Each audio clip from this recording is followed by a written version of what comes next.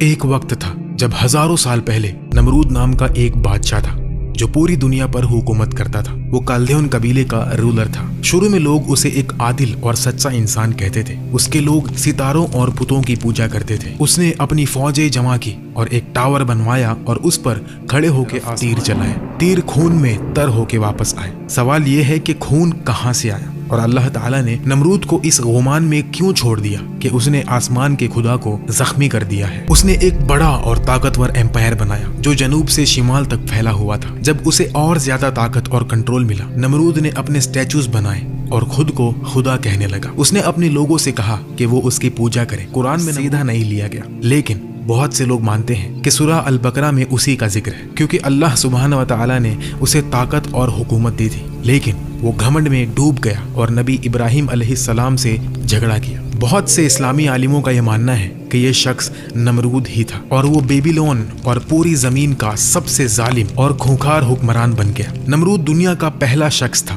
جس نے کہا کہ میں خدا ہوں۔ اس ظالم شخص نے بیبیلون شہر بنایا اور لوگوں کو تکلیف دینا شروع کیا۔ تاریخی منبع کہتے ہیں نوح علیہ السلام کے فرزند حام کی نسل سے تھا۔ وہ حام کا نواسا اور کش کا بیٹا تھا۔ مانا جاتا ہے کہ حام کے خاندان سے آنے والے لوگ تاریخ کے شروع میں سب سے زیادہ جنگجو اور سخت حکمران تھے۔ انہوں نے انسانی تقدیر پر قابو پانے کی کوشش کی اور بڑے بڑے کنگڈمز بنائے۔ کوئی کہتے ہیں کہ انہوں نے مصر، لیبیا، عربیہ اور ہندوستان جیسے ملکوں کی بنیاد بھی رکھی۔ نمرود تاریخ میں ایک بہت طاقتور شخص تھا اور دنیا کا پہلا اور سب سے بڑا بادشاہ تھا۔ اناطولیہ کے جنوبی حصے جو کہ میسوپوٹامیہ کا شمالی علاقہ ہے، وہاں تک فوج کشی کی اور بہت سے ملکوں کو ہرا دیا۔ منبع کہتے ہیں کہ اس نے نبی ابراہیم علیہ السلام کو آگ میں ڈالا اور لوگوں کو اللہ کے خلاف بغاوت پر ابھارا۔ پرانے عہد نامے میں نمرود کو ایک چالاک نجومی، بت پرست، شہر بنانے والا اور ظالم حکمران کہا گیا، جس نے معصوم بچوں کو قتل کیا اور جنگلی جانوروں پر قابو رکھا۔ یہ بھی کہا جاتا ہے کہ اس کے سماج میں اسے اور اس کی بیوی کو خدائی مقام دیا گیا اور ان کی پوجا بھی کی جاتی تھی۔ نمرود نے خود کو خدا کہلانے کے بعد ایک بڑا مندر بنایا جو بتوں سے بھرا ہوا تھا۔ تقریباً 400 سال تک چلی۔ قرآن میں ایسی 91 آیت ہے جو ابراہیم علیہ السلام اور نمرود کے درمیان جھگڑے سے متعلق ہے۔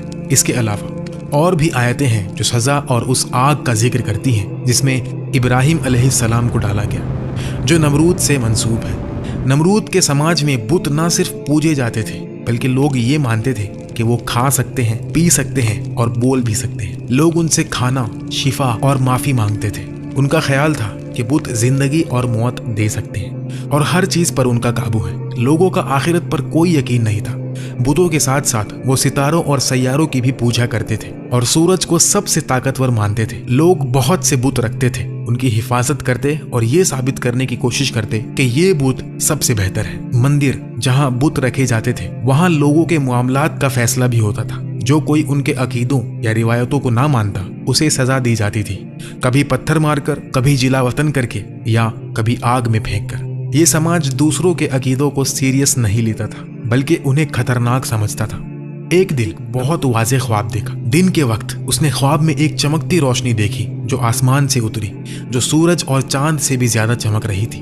نمرود پسینے میں ڈوب گیا اور پریشان ہو کر اٹھا۔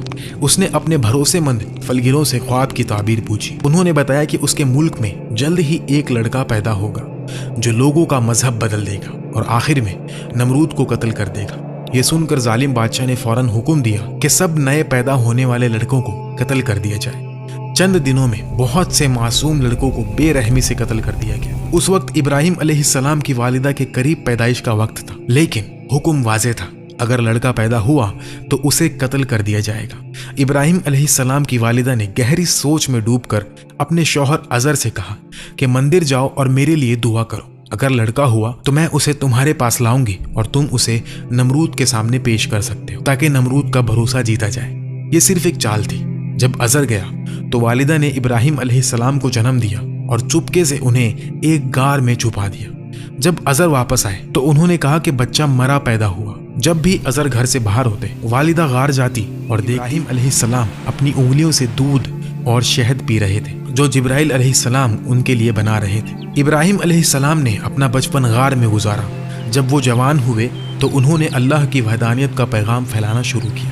وقت گزرتا گیا اور نمرود اپنا خواب بھول گیا۔ ابراہیم علیہ السلام غار سے باہر آئے۔ آخر میں عزر کو پتہ چلا کہ ان کا بیٹا زندہ ہے۔ اسلامی منبع کہتے ہیں کہ ابراہیم علیہ السلام درمیانی قد، ہیزل آنکھوں، مہربان خوبصورت چہرے کے مالک تھے۔ کہا جاتا ہے کہ وہ نبی محمد صلی اللہ علیہ وسلم سے بہت ملتے جلتے تھے۔ جب ابراہیم علیہ السلام بڑے ہوئے تو انہیں اپنے والد کے بنائے بتوں سے تکلیف ہونے لگی۔ عزر مانتے تھے کہ یہ بت خدا ہے، لیکن ابراہیم علیہ السلام نے شروع سے ہی اس سوچ کو رد کیا۔ ایک رات ابراہیم علیہ السلام کو نیند نہ آئی تو وہ گھر سے باہر نکل کر اس پہاڑ پر گئے جہاں وہ اکثر جاتے تھے، بالکل نبی محمد صلی اللہ علیہ وسلم کی طرح جو رات کو غار میں رہتے تھے۔ اس رات آسمان بالکل صاف تھا۔ ابراہیم علیہ السلام نے ستاروں اور سیاروں کو دیکھا جن کی لوگ پوجا کرتے تھے، اور اس سے وہ بہت اداس ہوئے۔ صبح ہونے پر وہ اپنے والد سے کہنے کے لیے تیار تھے کہ وہ ان چیزوں کی پوجا کرنے والوں کے بارے میں کیا سوچتے ہیں۔ قرآن میں اللہ بتاتے ہیں، اور وہ کرنے کے لائق ہے جب ابراہیم نے اپنے باپ آزر سے کہا تھا، تم کیا بتوں کو معبود بناتے ہو؟ میں دیکھتا ہوں کہ تم اور تمہاری قوم کھلی گمراہی میں ہو۔ اس گفتگو کے بعد ابراہیم علیہ السلام نے اپنی قوم سے بحث شروع کی۔ ان کی قوم چاند، زہرہ، سورج اور 7 دوسرے سیاروں کی پوجا کرتی تھی۔ انہیں سمجھانے کے لیے ابراہیم علیہ السلام نے واضح اور معقول دلائل دی۔ قرآن میں ایک مثال یوں بیان کی گئی، یعنی جب رات نے ان کو پردہ تاریکی سے ڈھانپ لیا تو آسمان میں ایک ستارہ نظر پڑا، کہنے لگے یہ میرا پروردگار ہے۔ جب وہ غائب ہو گیا تو کہنے لگے کہ مجھے غائب ہو جانے والے تو پسند نہیں۔ پھر جب چاند کو دیکھا کہ چمک رہا ہے تو کہنے لگے یہ میرا پروردگار ہے۔ لیکن جب وہ بھی چھپ گیا تو بول اٹھے کہ اگر میرا پروردگار مجھے سیدھا رستہ نہیں دکھائے گا تو میں ان لوگوں میں ہو جاؤں گا جو بھٹک رہے ہیں۔ اس بحث میں ابراہیم علیہ السلام نے اپنی قوم کو بتایا کہ آسمان کی یہ چیزیں خدا نہیں ہو سکتی، کیونکہ وہ دکھائی دیتی ہیں اور غائب ہو جاتی ہیں، اور ان کی جگہ دوسری چیزیں۔ ایک اصلی خدا کبھی غائب نہیں ہوتا یا اپنی جگہ نہیں چھوڑتا۔ ابراہیم علیہ السلام اپنی قوم کو اللہ سبحانہ و تعالی کی وحدانیت اور اسی کی عبادت کی طرف لے جانے کی پوری کوشش کر رہے تھے۔ نمرود چاہتا تھا کہ اس زمین کے سب لوگ اس کے سامنے جھکیں، اور اس نے اپنے لوگوں کے ساتھ بہت برا برتاؤ کیا۔ اسی وقت اللہ نے ابراہیم علیہ السلام کو نبی بنا کر بھیجا تاکہ وہ ظالم نمرود اور اس کی قوم کو اللہ کے احکام سکھائے۔ ابراہیم علیہ السلام نے پہلے اس ترقی یافتہ سماج کو معقول اور دلیل کے ساتھ سمجھانا چاہا۔ وہ چاہتے تھے کہ لوگ اپنے جھوٹے خداؤں پر شک کریں، لیکن سچ بولنے کی قیمت چکانی پڑی۔ سچ بولنا ہمیشہ ان کے سچے الفاظ کی وجہ سے لوگوں نے ان کے لیے اپنے دروازے بند کر دیے اور انہیں غدار کہا۔ یہ جوان شخص جو بے جان بتوں کی پوجا پر سوال اٹھاتے تھے، جو نہ دیکھ سکتے تھے نہ سن سکتے تھے، ان کا پہلا سامنا اپنے والد کے غصے سے ہوا۔ عزر نے انہیں قتل کرنے کی دھمکی دی۔ جواب میں ابراہیم علیہ السلام نے صبر اور عزت سے کہا کہ وہ اپنے والد کے لیے معافی کی دعا کریں گے اور بت پرستی سے دور رہیں گے۔ وہ نہیں چاہتے تھے کہ ان کے والد ہمیشہ کے لیے آگ میں جلیں۔ آخر میں اللہ کے یقین کے ساتھ ابراہیم علیہ السلام کو اپنے والد کا گھر چھوڑنا پڑا۔ جب ابراہیم علیہ السلام نے اپنے والد کا گھر چھوڑا اور اکیلے ہو گئے، تب بھی انہوں نے اپنی قوم کو چیتاونی دینا نہیں چھوڑا۔ وہ انہیں اللہ کی خوبصورتی، طاقت، حکمت اور وحدانیت کے بارے میں سمجھانا چاہتے تھے، لیکن لوگ بتوں کی پوجا کرتے رہے۔ ابراہیم علیہ السلام نے ہار نہیں مانی اور ایک خاص پلان بنایا۔ کالدیون قبیلہ سال میں ایک بار ایک تہوار کے لیے شہر چھوڑ کر جاتا تھا۔ ابراہیم علیہ السلام نے اس بڑے ایونٹ کا انتظار کیا تاکہ وہ مندر جا سکے بنا کسی کے دیکھے۔ مندر میں سونے، تانبے اور لکڑی کے بت تھے۔ جب گلیاں خالی ہو گئی، ابراہیم علیہ السلام ایک تیز کلہاڑی لے کر مندر میں داخل ہوئے۔ انہوں نے پتھر اور لکڑی کے بتوں اور ان کے سامنے رکھے کھانے کو دیکھا اور بتوں سے کہا، کیا تم اپنے سامنے رکھا کھانا نہیں کھاتے؟ تمہیں کیا ہوا کہ تم بولتے نہیں؟ بنا کسی ڈر کے انہوں نے کلہاڑی اٹھائی اور جھوٹے خداؤں کو توڑنا شروع کیا جو ان کی قوم پوجتی تھی۔ انہوں نے سب کو توڑ دیا سوائے سب سے بڑے بت کے، اور کلہاڑی اس کے گلے میں لٹکا دی۔ جب لوگ تہوار سے شام کو واپس آئے تو وہ اپنے خداؤں کے ٹکڑے مندر میں بکھرے دیکھ کر حیران رہ گئے۔ انہوں نے سوچنا شروع کیا کہ یہ کس نے کیا۔ ابراہیم علیہ السلام پر شک ہوا جو ہمیشہ اللہ کی عبادت کا بلاوا دیتے تھے۔ وہ ان کے پاس گئے اور پوچھا، کیا یہ تم نے کیا؟ ابراہیم علیہ السلام نے جواب دیا، شاید بڑا بت نہیں چاہتا تھا کہ کوئی دوسروں کی پوجا کرے، شاید اسے غصہ آیا اور اس نے کلہاڑی سے انہیں توڑ دیا۔ تم خود اس سے پوچھ سکتے ہو، شاید وہ تمہیں بتائے کہ کیا ہوا۔ بت پرستوں نے کہا، مگر بت تو بول نہیں سکتے۔ ابراہیم علیہ السلام نے کہا، अगर वो बोल भी नहीं सकते और अपनी हिफाजत नहीं कर सकते तो वो तुम्हारी हिफाजत कैसे करेंगे? क्या तुम अब भी नहीं समझते? नबी इब्राहिम अलैहिस्सलाम ने वाज़े और मकूल दलाइल से उन्हें हरा दिया, यहाँ तक कि कौम के रहनुमा और दीनी आलिमों के पास कोई जवाब नहीं था। लेकिन उनके घमंड ने उन्हें गलती कबूल करने से रोका। इसके बजाय उन्होंने अपनी ताकत का इस्तेमाल किया और इब्राहिम अलैहिस्सलाम को गिरफ्तार कर लिया, उन्हें जंजीरों में बांधा और नमरूद के वापस आने का इंतजार किया। जब वो वापस आया तो रहनुमाओं ने उसे एक जवान शख्स इब्राहिम अलैहिस्सलाम के बारे में बताया, जिसने बुत परस्ती से इनकार किया और उनके खुदाओं को तोड़ दिया। नमरूद ने इब्राहिम अलैहिस्सलाम को बुलाया और पहले उन्हें समझाना चाहा, लेकिन जब वो नाकाम रास्ते में आ गया। कुरान उनकी मुलाकात और बहस के बारे में बताता है, भला तुमने उस शख्स को नहीं देखा जो उस गुरूर के सबब से कि अल्लाह ने उसको सल्तनत बख्शी थी, इब्राहिम से अपने परवरदिगार के बारे में झगड़ने लगा। जब इब्राहिम ने कहा मेरा परवरदिगार तो वो है जो जिंदगी देता है और मौत देता है, वो बोला कि जिंदगी और मौत तो मैं भी दे सकता हूं। इब्राहिम ने कहा कि अल्लाह तो सूरज को मशरिक से निकालता है, आप उसे मगरिब से निकाल दीजिए। यह सुनकर वो काफिर हक्का बक्का रह गया और अल्लाह बेइंसाफों को हिदायत नहीं दिया करता। जब इब्राहिम अलैहिस्सलाम ने कहा मेरा रब जिंदगी और मौत देता है, नमरूद गुस्से में आ गया। उसने अपने मशवरों को बुलाया ताकि इब्राहिम अलैहिस्सलाम के लिए सजा का फैसला किया जाए। एक ने, जिसका नाम हैनून था, कहा इन्हें बड़ी आग में जलाओ। ये तजवीज मंजूर हुई और 1 महीने तक आग के लिए लकड़ी जमा की गई। जहालत और बेवकूफ़ी में लोग इस काम में खुशी खुशी शामिल हुए, कहते हुए कि ये शख्स हमारे खुदाओं के खिलाफ है। लकड़ी का एक पहाड़ जमा किया गया। जब आग जलाई, उसकी लपटें आसमान तक उठी।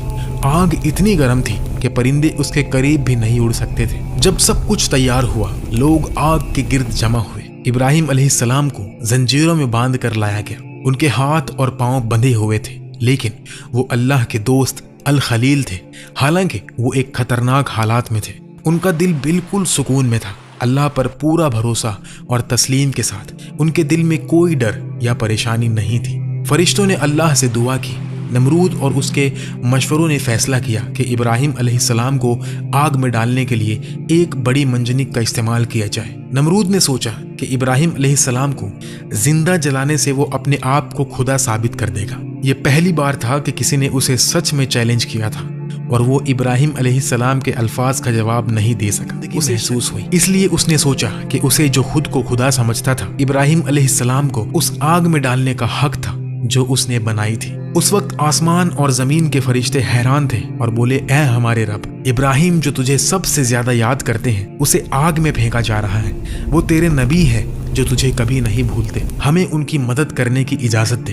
तब अल्लाह ने इजाजत दी। एक फरिश्ता इब्राहिम अलैहिस्सलाम के पास आया और कहा, हवा मेरे काबू में है, अगर आप चाहें तो मैं आग को उड़ा दूं। दूसरा फरिश्ता बोला, पानी मेरे काबू में है, अगर आप चाहें तो मैं पानी डालकर आग बुझा दूं। तीसरा फरिश्ता बोला, जमीन मेरे काबू में है, अगर आप चाहें तो मैं आग को जमीन में निगल दूं। लेकिन इब्राहिम अलैहिस्सलाम ने सबका जवाब दिया, दोस्त और उसके महबूब के दरमियान ना आओ। जो मेरा रब चाहे मैं उसे कबूल करता। मुझे बचाए तो ये उसकी मेहरबानी है, अगर वो मुझे जला दे तो ये मेरी कमजोरियां की वजह से है। मैं सब्र करूंगा इंशाअल्लाह। जब उन्हें मंजनिक में रखा गया और आग में डालने वाले थे, इब्राहिम अलैहिस्सलाम ने कहा, अल्लाह हमारे लिए काफी है और वो सबसे बेहतर है जिस पर भरोसा किया जाए। जब इब्राहिम अलैहिस्सलाम आग में फेंके जाने वाले थे, जिब्रील अलैहिस्सलाम आए और पूछे, क्या आपकी कोई ख्वाहिश है?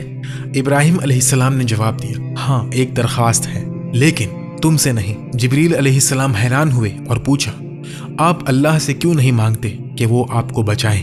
इब्राहिम अलैहिस्सलाम ने कहा, वो मेरी हालात जानता है। जिसने आग को जलने की इजाज़त दी वो उसके हुक्म से ही जलती है।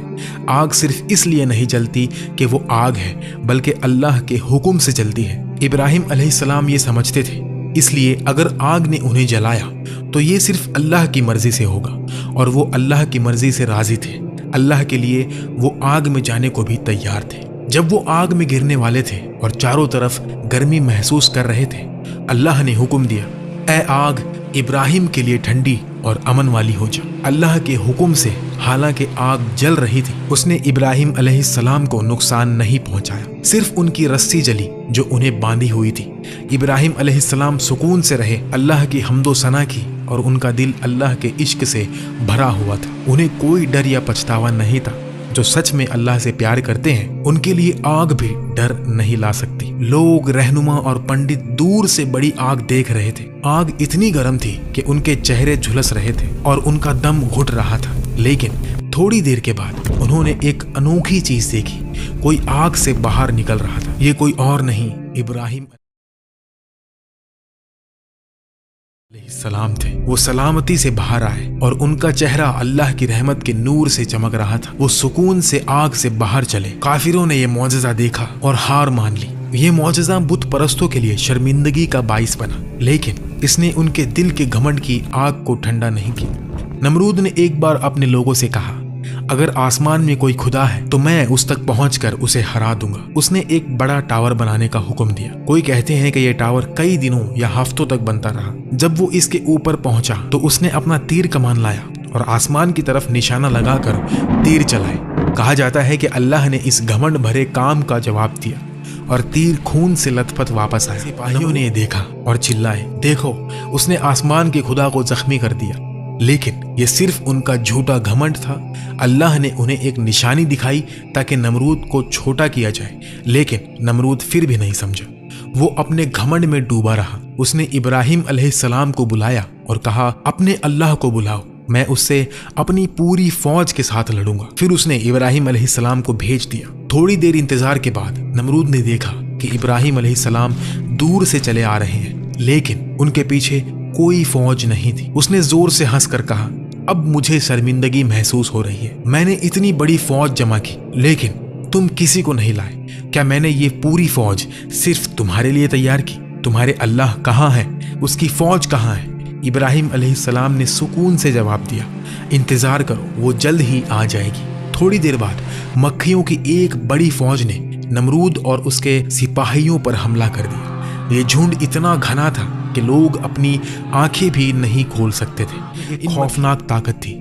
وہ انسانی گوشت کھا جاتی تھی جب تک کہ صرف ہڈیاں بچی رہتی تھی۔ اپنے سپاہیوں کو درد اور پریشانی میں دیکھ کر نمرود ڈر گیا اور بنا پیچھے دیکھے اپنی محل کی طرف بھاگا۔ اس نے دروازہ بند کر لیا اور سوچا کہ وہ محفوظ ہے، لیکن ایک چھوٹی لنگڑی مکھی دروازے کے سوراخ سے اندر داخل ہو گئی اور یہ چھوٹی سی مکھی اس کا انجام بن گئی۔ مکھی اس کے ناک سے ہوتی ہوئی اس کے دماغ تک پہنچی۔ اس نے حرکت اور بھنبھناہٹ شروع کی، جس سے نمرود کے سر میں شدید درد ہونے لگا۔ نمرود درد برداشت نہ کر سکا اور اپنا سر دیواروں سے ٹکرانے لگا تاکہ مکھی مر جائے۔ جب یہ کام نہ کیا تو اس نے لوگوں کو بلایا کہ اس کے سر پر ہتھوڑوں سے مارے۔ اس نے زیادہ پیسوں کا وعدہ کیا جو بھی سخت مارے گا۔ کئی دنوں تک سپاہی اسی سر پر ہتھوڑے 400 سال تک تاج پہنتا تھا۔ ہر بار نمرود کہتا کہ وہ اب بھی مکھی کی آواز سن رہا ہے اور وہ کہتا رہا کہ دوبارہ مارو۔ اللہ نے اس کا درد دن بدن بڑھایا، جب تک کہ ایک سپاہی نے اتنی زور سے اس کے سر پر ہتھوڑا مارا کہ وہ پھٹ گیا اور نمرود مر گیا۔ قرآن میں اللہ فرماتا ہے، ان لوگوں نے برا تو ان کا چاہا تھا مگر ہم نے انہی کو نقصان میں ڈال دیا۔ نمرود جو اپنی دنیاوی طاقت اور گھمنڈ میں مگن تھا اور اس کی بدنصیب قوم سب مکھیوں کے ہاتھوں تباہ ہو گئی۔ ان کا خون چوس لیا گیا اور ان کے جسم ختم ہو گئے۔ یہ سب انسانیت کے لیے ایک واضح سبق ہے۔ نمرود کے ٹاور بنانے، آسمان میں تیر مارنے اور مکھیوں کے ہاتھوں مرنے کی باتیں قرآن یا صحیح حدیث سے ثابت نہیں۔ یہ کہانیاں یہودی، مسیحی اور قدیم میسوپوٹومیم روایتوں سے لی گئی ہے، جنہیں کچھ اسلامی مفسرین جیسے ابن کثیر اور قرطبی نے اپنی تفسیر میں شامل کیا۔ انہیں سمبولک سبق کے طور پر دیکھا جاتا ہے جو گھمنڈ اور اللہ کے خلاف بغاوت دکھاتی ہے۔